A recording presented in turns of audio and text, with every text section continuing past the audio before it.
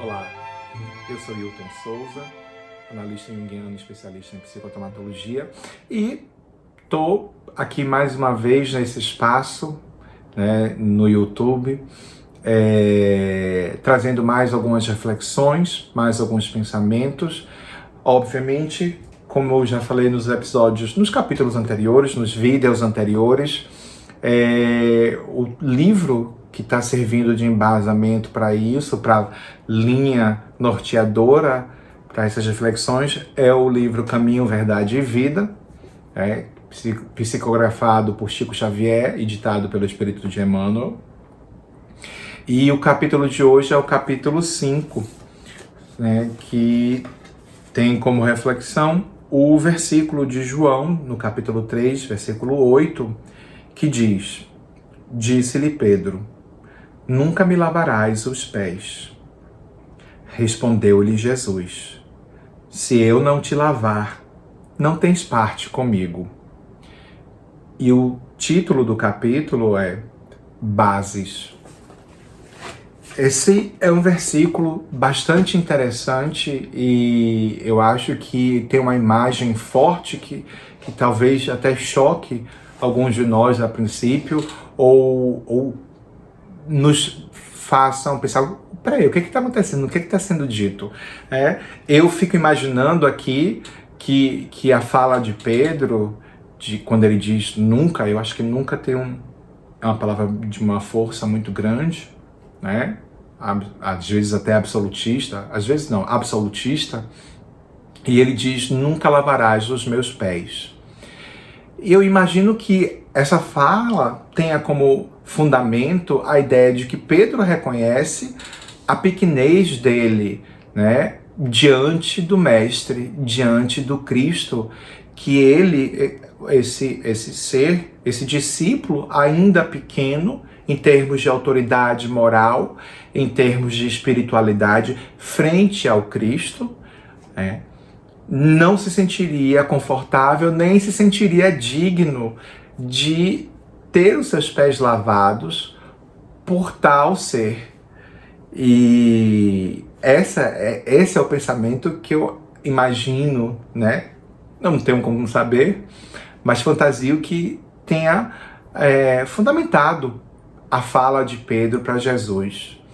E sabendo que Jesus sempre aproveita a oportunidade para trazer algum ensinamento ou nos levar a alguma reflexão, a réplica de Jesus, que diz, se eu não te lavar, não terás parte comigo, é bastante significativa e talvez seja importante a gente sair um pouco da literalidade e perceber os símbolos presentes aí dentro dessa fala. Primeiro deles são os pés. Os pés são a base de tudo. Os pés são a nossa base. Todo o nosso corpo está sustentado nos pés. Estão apoiados nos pés. Obviamente a gente não ignora, é por isso que nós levamos o nome, o conceito de bípedes, porque nós conseguimos andar sobre dois pés. E então eu não estou aqui com isso quando eu trago os pés, a imagem dos pés como base, como fundação, como ponto inicial para se ficar em pé, se ficar ereto. Eu não estou ignorando as pernas, eu não estou ignorando a coluna, nem, por exemplo, os efeitos da gravidade que a gente tem aqui na Terra, que se não fosse isso também não teríamos evoluído como espécie dessa forma. Então, mas os pés têm essa função de base para todo o apoio e sustentação. E aí a gente vai ter essa outra imagem que é necessário que essa base, que essa fundação de sustento faça contato com essa água, com esse elemento emocional que purifica, que limpa, para que se possa ter com Cristo, ou seja, para que se possa conviver com o Cristo, ou viver no Cristo e o Cristo possa viver em nós. Então, é necessária essa água que purifica, que lava os pés e, portanto, retira toda a sujeira que envolve o corpo, que envolve aquele membro.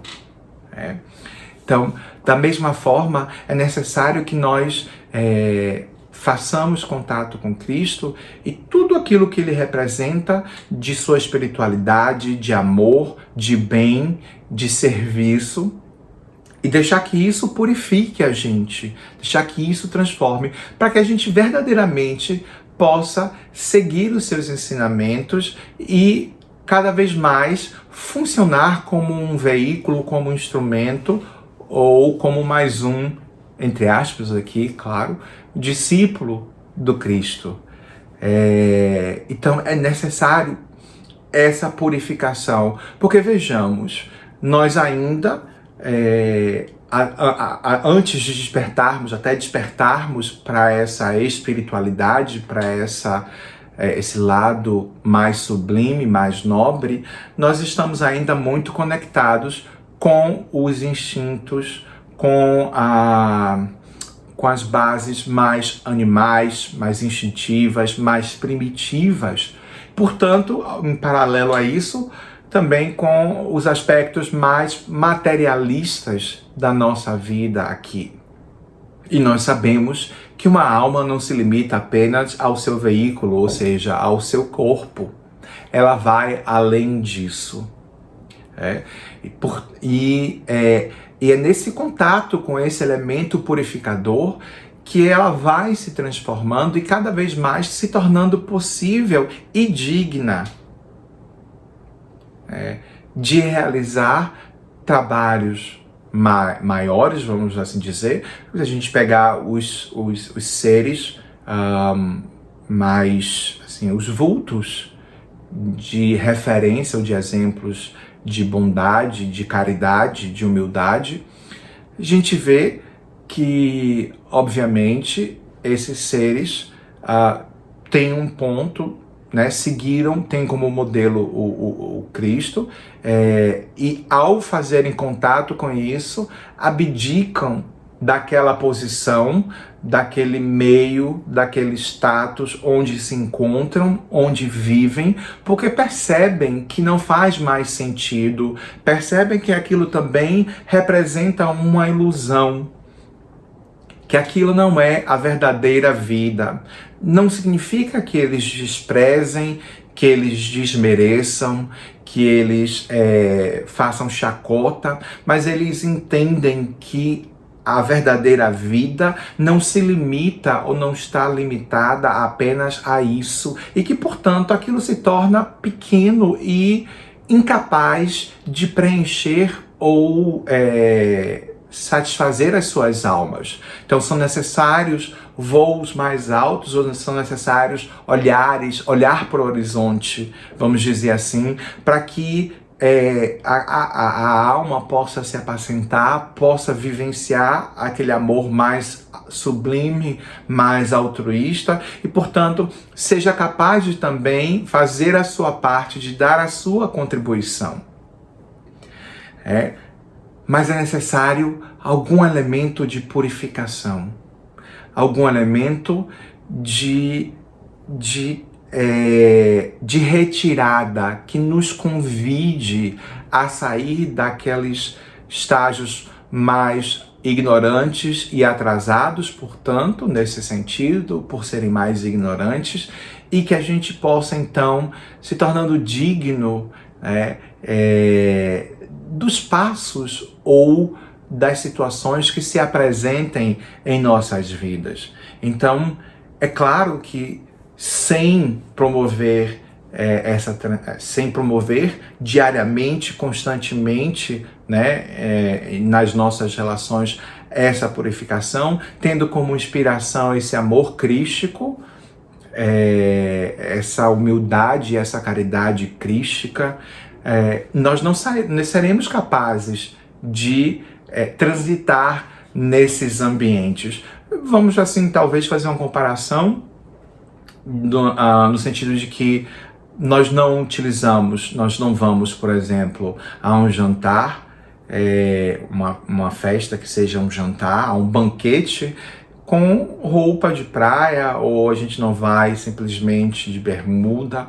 A gente entende que existe um código e é importante respeitar aquilo, até para que se faça digno, né? Não é o melhor exemplo, mas assim, eu estou pegando a questão da roupa, da imagem, mas a analogia no sentido da gente perceber que a gente tenta se colocar de forma adequada para transitar naquele evento, né? Da mesma forma que quando nós vamos à praia, nós não vamos de smoking, nós vamos de sunga, nós vamos de maiô, de biquíni, usamos roupas adequadas àquilo e nos comportamos de maneira adequada a essa situação. Então, sem não apenas o entendimento, mas sem deixar que isso